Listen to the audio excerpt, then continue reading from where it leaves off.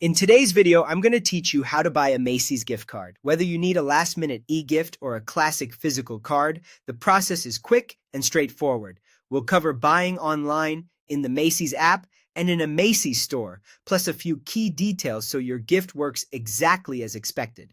Let's start with the fastest option, an e-gift card from Macy's.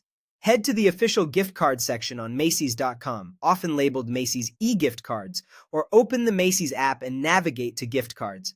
Choose the amount you want, anywhere from $10 up to $1,000. Enter the recipient's email address carefully, since this is where the card will be delivered. You can add a short message to personalize your gift. When you're ready, pay with a debit card, a credit card, or PayPal. After checkout, the e-gift card is sent by email. Macy's notes that e-gift cards are usually delivered within 24 hours. If the recipient doesn't see it right away, remind them to check their promotions or spam folders and keep an eye out for your purchase confirmation so you know everything went through. If you prefer something they can hold, you can buy a physical Macy's gift card. The simplest route is to stop by any Macy's store and pick one up at the register. You choose the amount, pay at checkout, and you're set. If you're not near a store, you can also order a physical card online through Macy's customer service pages. In many cases, physical cards ship free via USPS, so it's cost-effective. Just allow time for delivery when planning your gift.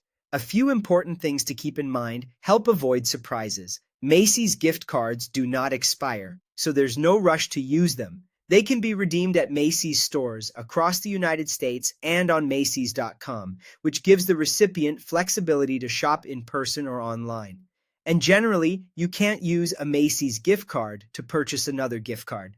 For best results, double-check the spelling of the recipient's email and the dollar amount before you pay. Because once an order is placed, changes can be difficult.